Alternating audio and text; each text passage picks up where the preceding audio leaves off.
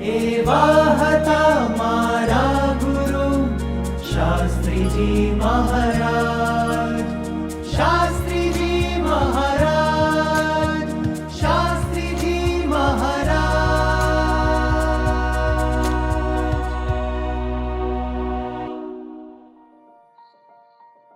સ્વામીજી આમ એક દ્રઢતા હતી, મક્કમતા પણ હતી. આગળ બધી ઉપાધિઓ છે પણ એમને ખબર પડતી. હરિકૃષ્ણ મહારાજને પોતે પ્રાર્થના કરી કે મહારાજ અમારે તો આ સ્થાનમાં રહીને આપની ભક્તિ કરવી હતી, પણ હવે બધી ઉપાધિ થઈ છે અને હરિભક્તોની ઈચ્છા છે એટલે અમે જઈએ છીએ, પણ તમે અમારી સાથે રહેજો. એટલે એમને હંમેશા એ હતું કે હરિકૃષ્ણ ભગવાન શ્રીજી મહારાજ પૂર્ણ પુરુષોત્તમ મારી સાથે છે. એ દ્રઢતા, એ નિશ્ચય એમને પૂરેપૂરો જ હતો. જ્યારે જ્યારે કંઈક દરેક પ્રસંગો હોય તો મહારાજ કરશે, સારું જ કરશે. કોઈ હિંમત હારી જાય તો હિંમત પણ એ રીતે જ આપતા હતા. અને જ્યારે હોય ત્યારે કહે કે આપણે મહારાજ આપણી સાથે છે અને ભગવાન એમનું કામ કરશે, મારે ભગવાનને આપણે રાજી કરવા કરીએ છીએ એટલે ભગવાન બધું સારું કરશે. એટલે વિશ્વાસ હતો. અને ભગવાનનું બળ, એને કહીને ઈષ્ટ બળ સર્વથી શ્રેષ્ઠ બળ કહેવાય. પૈસા હોય, સમૃદ્ધિ હોય, બધું ઘણું આપણી પાસે હોય, એ બધા બળ કરતાં ભગવાનનું બળ મોટું. એટલે સ્વામીને હરિકૃષ્ણ મહારાજનું બળ, શ્રીજી મહારાજ ભગવાન સાક્ષાત પુરુષોત્તમનું બળ અને ગુરુના આશીર્વાદ ભગતજી મહારાજના, એટલે એ બે વસ્તુ ઉપર એમને બહુ દ્રઢ શ્રદ્ધા હતી કે ભગતજીના આશીર્વાદ થાય છે બધું.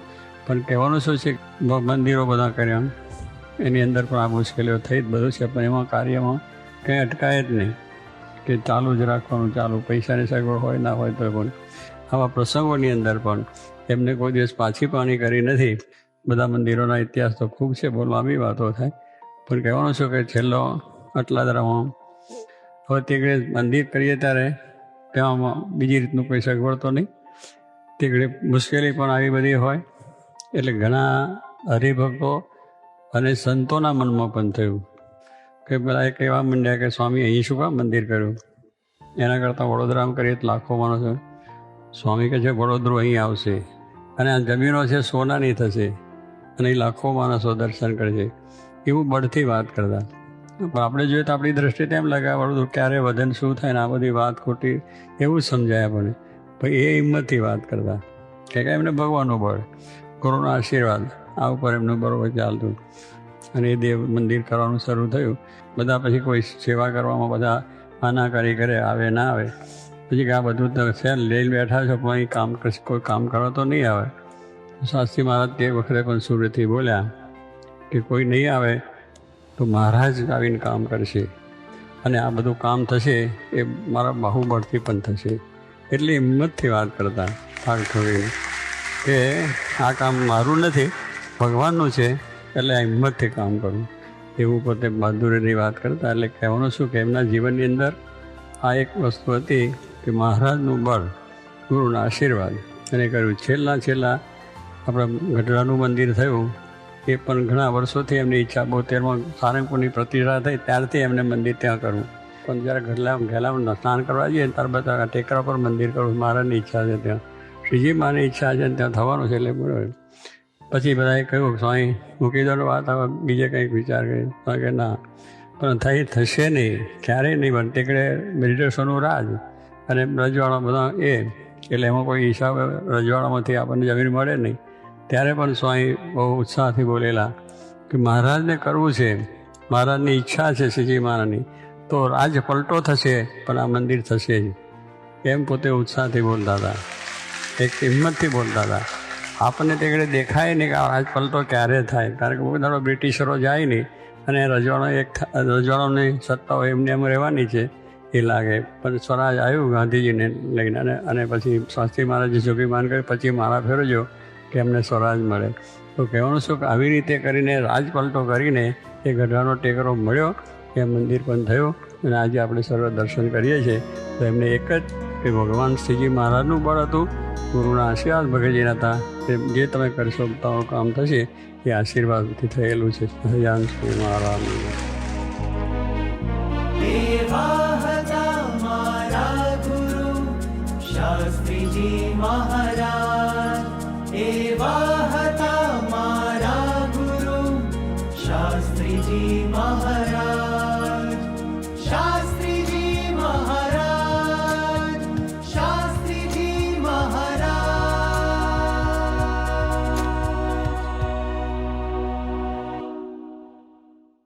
હમણાં જ આપણે બ્રહ્મ સ્વરૂપ પ્રમુખ સ્વામી મહારાજના અમૃત વચનો સાંભળ્યા.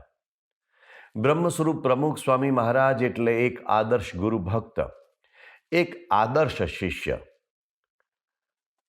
પોતાના ગુરુના જીવન, કાર્ય અને સંદેશને જે યથાર્થ રીતે સમજી શકે, યથાર્થ રીતે નિરૂપી શકે, એટલું જ નહીં, પરંતુ પોતાના જીવનમાં તેને આદર્શ રીતે ચરિતાર્થ કરી શકે, તેને અનુસરી શકે, એ છે સાચા ગુરુ ભક્ત. એવા એક આદર્શ ગુરુ ભક્ત તરીકે પરમ પૂજ્ય પ્રમુખ સ્વામી મહારાજે પોતાના ગુરુ શાસ્ત્રીજી મહારાજનું વર્ણન કરતા કહ્યું કે શાસ્ત્રીજી મહારાજના જીવનમાં અનેક વિઘ્નો આવ્યા, અનેક વિરોધો આવ્યા, પરંતુ શાસ્ત્રીજી મહારાજ ક્યારેય પાછા ન પડ્યા. એનું કારણ શું હતું? પ્રમુખ સ્વામી મહારાજ કહે છે, ભગવાનનું બળ હતું, નિષ્ઠાનું બળ હતું, શુદ્ધ ઉપાસનાનું બળ હતું. શાસ્ત્રીજી મહારાજના જીવનમાં, એમના જીવનના ઇતિહાસના પૃષ્ઠોમાં આ સત્ય આપણને નક્કરપણે દેખાય છે. એમણે કેટલા બધા વિરોધ, કેટલા બધા વિઘ્નોનો સામનો કર્યો, પરંતુ ક્યારેય પાછા પગલાં ન ભર્યા, ક્યારેય પોતાનું લક્ષ્ય છોડ્યું નહીં.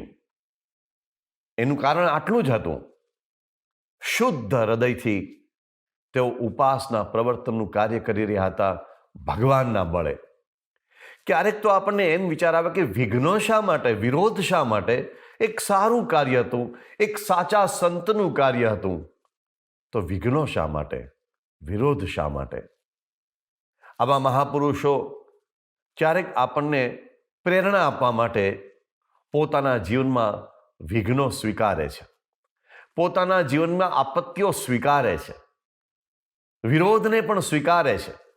એ તો સમર્થ છે, પરંતુ તેમ છતાં આપણા જેવા લોકોને વિઘ્નોમાં અડગ રહેવાનું બળ પ્રાપ્ત થાય, એટલા માટે મહાપુરુષો ક્યારેક આવા ચરિત્રોનો સ્વીકાર કરે છે. શાસ્ત્રીજી મહારાજના જીવનમાં આપણને આ ચરિતાર્થ થયેલું દેખાય છે. શા માટે વિરોધ, એવો આપણને સવાલ થાય. ભાઈ કાકા એટલે કે પ્રસિદ્ધ શિક્ષણ નગરી વલ્લભ વિદ્યાનગરના સ્થાપક અને ખૂબ મોટા લોકસેવક ભાઈલાલભાઈ દિયાભાઈ પટેલ, તેમણે શાસ્ત્રીજી મહારાજના જીવનને નજીકથી નિહાળ્યું હતું. એટલું જ નહીં, શાસ્ત્રીજી મહારાજના જીવનનો એમના ઉપર ઊંડો પ્રભાવ હતો. એમણે ઘણી વખત સ્વીકાર્યું હતું જાહેરમાં. એમણે શાસ્ત્રીજી મહારાજ પ્રત્યે જે કેટલાક લોકોને વિરોધ હતો કે એમના કાર્યમાં વિઘ્નો નાખી રહ્યા હતા એ લોકો, એના 3 મહત્વના કારણો બતાવ્યા હતા. તો પહેલું કારણ હતું શાસ્ત્રીજી મહારાજનું નિષ્કલંક, નિષ્કંચન, શુદ્ધ જીવન. એનાથી કેટલાક લોકોને તેજોદ્વેષ થયો હતો. વડતાલના તે સમયના મહાન આચાર્ય શ્રી વિહારીલાલજી મહારાજ જેમનું પ્રમાણ કરે, વડતાલના તે સમયના મહાન કોઠારી શ્રી ગોરધનદાસ કોઠારી શ્રી, એ જેમના માટે કોઈને પણ જાહેરમાં ખાતરી આપી શકે એવું શાસ્ત્રીજી મહારાજનું આદર્શ શુદ્ધ જીવન હતું. ભગવાન શ્રી સ્વામિનારાયણે આપેલી આજ્ઞાઓમાં રંચ માત્ર, લેશ માત્ર ક્યાંય ખામી નહોતી. એવું હતું શાસ્ત્રીજી મહારાજનું શુદ્ધ પવિત્ર જીવન. પરંતુ આ સાધુતા સંપન્ન જીવન એ કેટલાક માટે તેજોદ્વેષનું કારણ બની ગયું. બીજું કારણ ભાઈલાલભાઈ નોંધે છે. બીજું કારણ એ હતું શાસ્ત્રીજી મહારાજના ગુરુ. શાસ્ત્રીજી મહારાજ એક ઉચ્ચ પાટીદાર કુળમાં જન્મેલા, પ્રખર તેજસ્વી વિદ્વાન, પ્રખર યશસ્વી વક્તા, અને શાસ્ત્રીજી મહારાજ ત્યાગી, અને એ પણ એક તપસ્વી ત્યાગી. એવા શાસ્ત્રીજી મહારાજ તે સમયે નિમ્ન કુળમાં ગણાતા એવા એક કુળમાં જન્મેલા ભગતજી મહારાજને ગુરુ તરીકે સ્વીકારે, અને તે પણ અભણ, તે પણ ગૃહસ્થ. આ પણ કેટલાક લોકોને વિરોધ કરવાનું એક બહુ જ મોટું કારણ લાગતું હતું, તે સમયના રૂઢિચુસ્ત લોકોને ખાસ કરીને. અને ત્રીજું કારણ હતું શાસ્ત્રીજી મહારાજનું તત્વજ્ઞાન કે શાસ્ત્રીજી મહારાજની માન્યતા. શાસ્ત્રીજી મહારાજે પોતાની કોઈ વ્યક્તિગત માન્યતા કે વ્યક્તિગત તત્વજ્ઞાનની કોઈ વાત ક્યારેય નહોતી કરી. શાસ્ત્રીજી મહારાજે પોતાનું ઊભું કરેલું કોઈ તત્વજ્ઞાન નહોતું, પરંતુ વેદો, ઉપનિષદો, ભગવદ્ ગીતા, બ્રહ્મસૂત્રોમાં જે તત્વજ્ઞાન અક્ષર અને પુરુષોત્તમનું પડ્યું છે, બ્રહ્મ અને પરબ્રહ્મનું પડ્યું છે, એ ભગવાન શ્રી સ્વામિનારાયણે પોતાના વચનામૃતોમાં સમજાવ્યું. એને શાસ્ત્રીજી મહારાજ પોતાનું લક્ષ્ય બનાવીને તેના પ્રચાર માટે કટિબદ્ધ થયા હતા. એમનું પોતાનું વ્યક્તિગત કોઈ તત્વજ્ઞાન નહોતું. ભગવાન સ્વામિનારાયણના તત્વજ્ઞાનના, જેના આજે આપણે અક્ષર પુરુષોત્તમ દર્શન તરીકે ઓળખીએ છીએ, તેના તેઓ તો પ્રવર્તક હતા. એ તત્વજ્ઞાનના આપનારા નહોતા.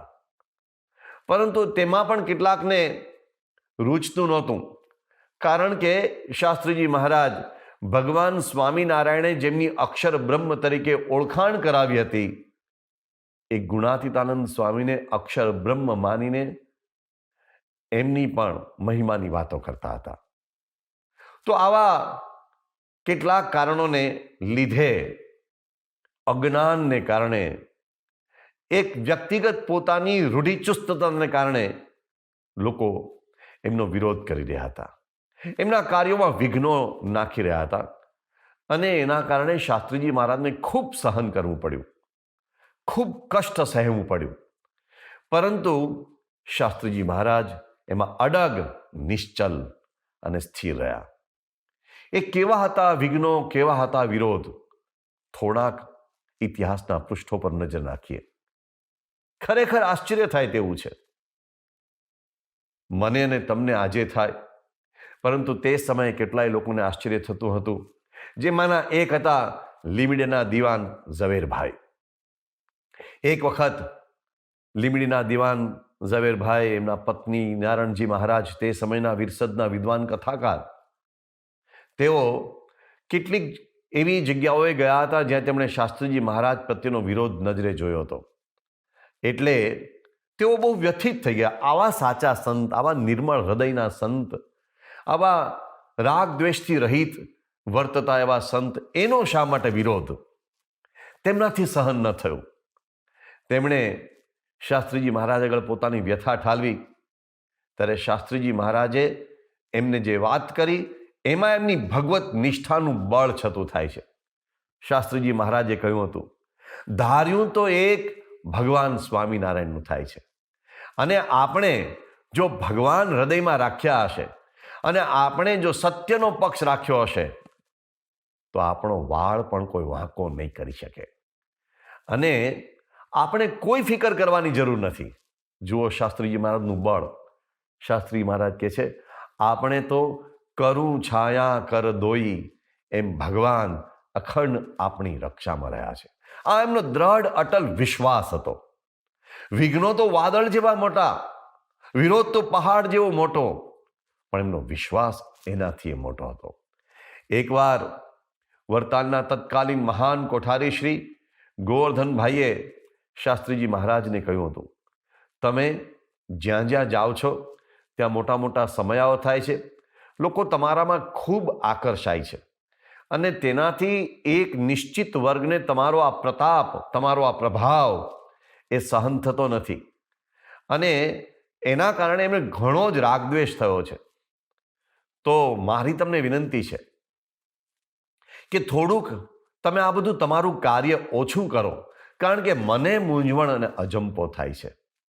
ત્યારે શાસ્ત્રીજી મહારાજ એમને કહ્યું હતું, કોઠારી શ્રી, આપણે કોઈ ક્રિયાના ધણી થઈશું તો તેનો ભાર આપણને વળગશે, પરંતુ આપણે જો શ્રીજી મહારાજ ભગવાન સ્વામિનારાયણને સર્વ કરતા હરતા સમજીશું તો શ્રીજી મહારાજ આપણને ઊની આંચ આવવા નહીં દે, અને તેમ છતાં પણ જો દુઃખ આવશે તો એમ માનીશું કે ભગવાન આપણને શુદ્ધ કંચન જેવા કરવા માટે તાવે છે, આપણી તેઓ કસણી કરે છે એમ માનીશું, પણ આપણે તો શ્રીજી મહારાજની આજ્ઞા અનુસાર એમનો મહિમા કહેવામાં કે એમની ઉપાસનાના પ્રવર્તનમાં લેશ માત્ર પણ ઉપાધિથી ડરવું ન જોઈએ. આ હતી એમની ભગવત નિષ્ઠા. પરંતુ શાસ્ત્રીજી મહારાજની આ નિષ્ઠા, એમનું આ ભગવત બળ એ તો સમજી શકાય, પણ એમના સાથીદારો એ આવું બળ કેટલું ટકાવી શકે? પણ છતાંય શાસ્ત્રીજી મહારાજ નિરંતર એમનામાં એ ભગવત બળ સિંચી રહ્યા હતા. સન 1917માં તેમણે પોતાના વિશ્વાસુ સંત ભક્તિ વલ્લભદાસજીને એક અદ્ભુત પત્ર લખ્યો છે. એમાં શાસ્ત્રી મહારાજ લખે છે કે સ્વામીના સિદ્ધાંત પ્રમાણે, શ્રીજી મહારાજના સિદ્ધાંત પ્રમાણે આપણે બીજાને સાચી સમજણ આપવી એ આપણું કર્તવ્ય છે, અને બીજો કોઈ સિદ્ધાંત વિરુદ્ધ ઉપદેશ કરશે તો એના દંડ દેનારા, એના શિક્ષા દેનારા ભગવાન બને છે. આપણે ફિકર કરવાની કોઈ જરૂર નથી. અને આપણે કોઈ સાચી વાત કરી રહ્યા છીએ એમાં આપણી કોઈ ગૌણતા કરે કે આપણી કોઈ નિંદા કરે તો તેમાં, શાસ્ત્રીજી મહારાજના શબ્દો એક્ઝેક્ટ બોલું છું, તો તેમાં આપણું ઘણું રાજ થવાનું છે.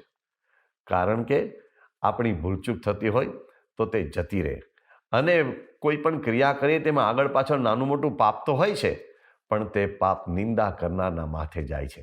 શાસ્ત્રીજી મહારાજ લખે છે, અંતે સત્યનો જય થાય છે. આ કેટલી દ્રઢ નિષ્ઠા હતી શાસ્ત્રીજી મહારાજને. શાસ્ત્રી મહારાજ કહે છે કે શ્રીજી મહારાજ, એમના હાથમાં અનંત કોટી બ્રહ્માંડના જીવ પ્રાણી માત્રના નાડી પ્રાણ છે. એ જ સૌને સદબુદ્ધિ આપનારા છે. માટે આપણે કોઈ ચિંતા કરવાની જરૂર નથી. આપણે તો સૌનું સારું થાય એ પ્રકારે વર્તવું. કેટલું અદ્ભુત લખે છે શાસ્ત્રીજી મહારાજ. તેઓ લખે છે, આપણે તો સૌનું સારું થાય એમ જ વર્તવું, અને કોઈ આપણા ઉપર અપકાર કરે એના ઉપર ઉપકાર કરવો, કારણ કે તે સાધુતાનો માર્ગ નથી. આ હતી શાસ્ત્રીજી મહારાજની ભગવત નિષ્ઠા. આ હતું એમનું ભગવત બળ. શાસ્ત્રીજી મહારાજ એમાં ચરમસીમાએ વર્ણવતા એમ લખે છે કે અત્યારે તો શ્રીજી મહારાજ ને સ્વામી પ્રત્યક્ષ બિરાજે છે, તો તેમના ધ્યાનમાં આવશે તેમ કરશે.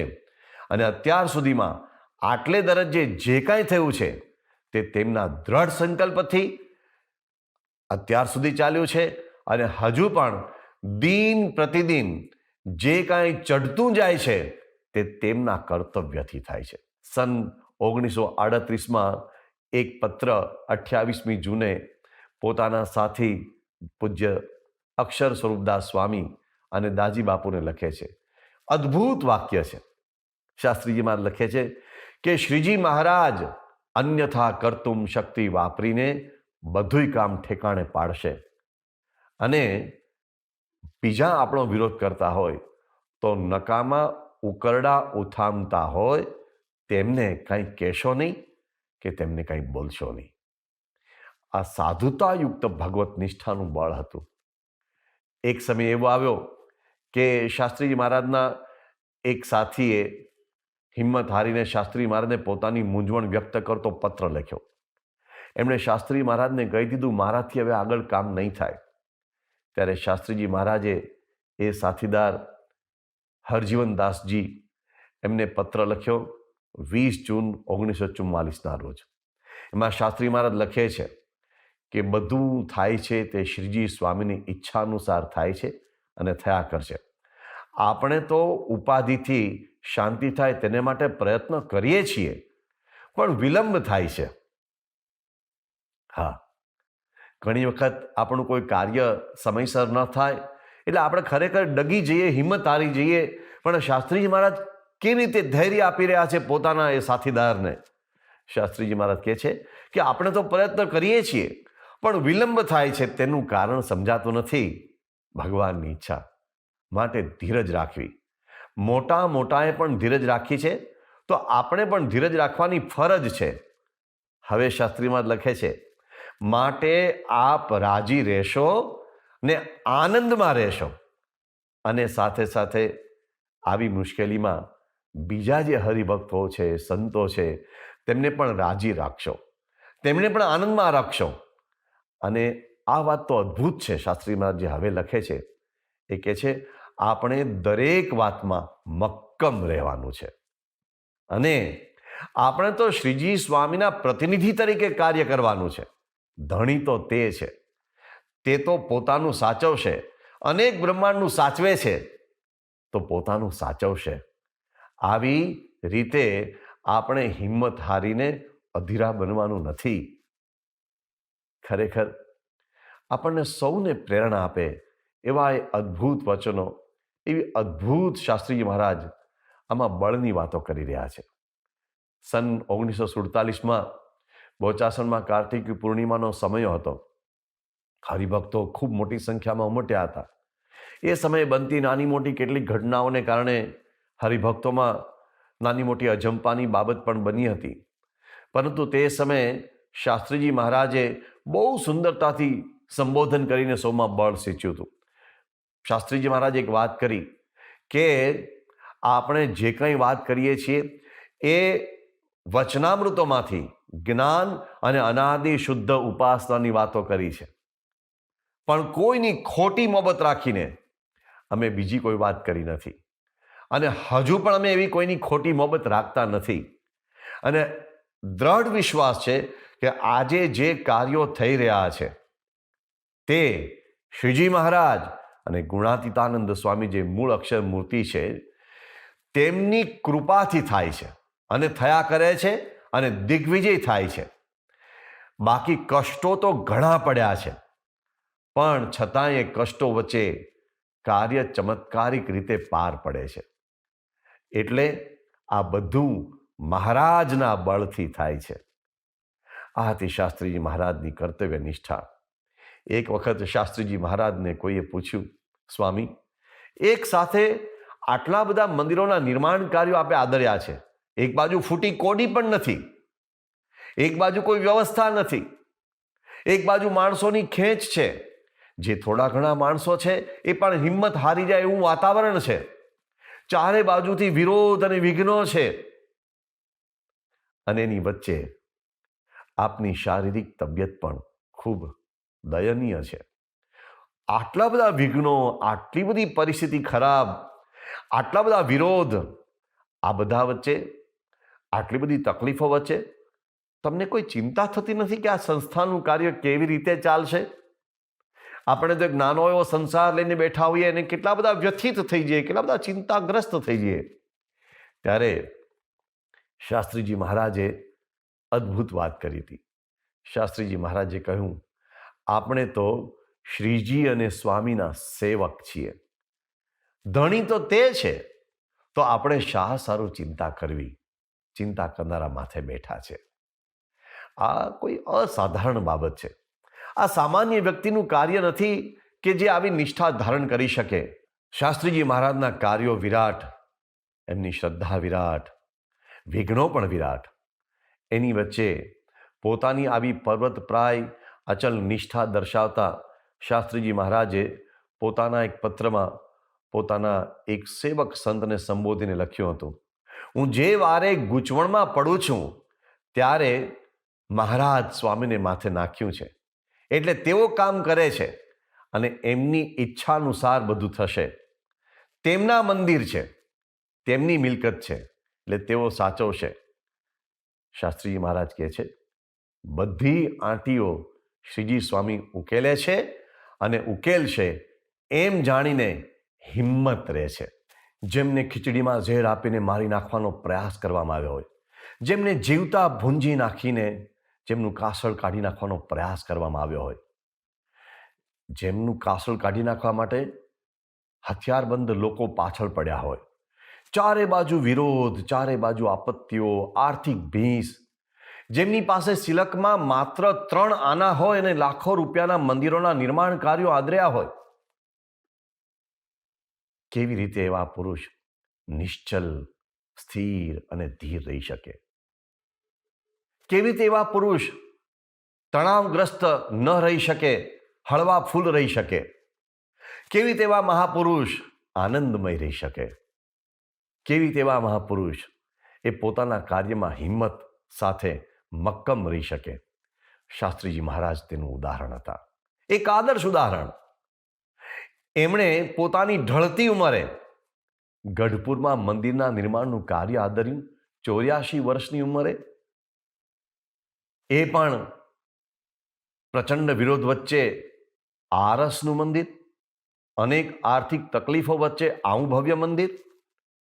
શાસ્ત્રીજી મહારાજની હિંમતને દાદ દેવી પડે. એમની ભગવત નિષ્ઠા, એમનું ભગવત બળ, એને આપણે વંદન કરવા પડે. મેં અને તમે કદાચ શાસ્ત્રીજી મહારાજના પ્રત્યક્ષ દર્શન કરવાનો લાહો નથી લીધો, પરંતુ એ જ ભગવત નિષ્ઠા, એ જ ભગવત બળનું દર્શન બ્રહ્મ સ્વરૂપ પ્રમુખ સ્વામી મહારાજમાં કર્યું છે. કેટલું બળ હતું ભગવત નિષ્ઠાનું! પ્રમુખ સ્વામી મહારાજ એટલે શાસ્ત્રીજી મહારાજનું સ્વરૂપ. અને આજે એ જ ભગવત નિષ્ઠા, એ જ ભગવત બળનું દર્શન આપણે પ્રગટ બ્રહ્મ સ્વરૂપ મહંત સ્વામી મહારાજમાં કરી રહ્યા છીએ. અને ભગવત નિષ્ઠાના બળે તેઓ BAPS સ્વામિનારાયણ સંસ્થાનો રથ હાંકી રહ્યા છે. જેમણે ક્યારે માન્યું નથી કે હું આ રથ હાંકું છું, રથ હાંકનાર તો તેમણે ભગવાનને માન્યા છે. આજે વસંત પંચમીનું પર્વ છે. દુનિયાભરમાંથી લાખો આબાલ વૃદ્ધ સ્ત્રી પુરુષો શાસ્ત્રીજી મહારાજનું હૃદયમાં સ્મરણ કરીને શાસ્ત્રીજી મહારાજના ચરણે પોતાની ભાવાંજલિ અર્પી રહ્યા છે, એમને વંદન કરી રહ્યા છે.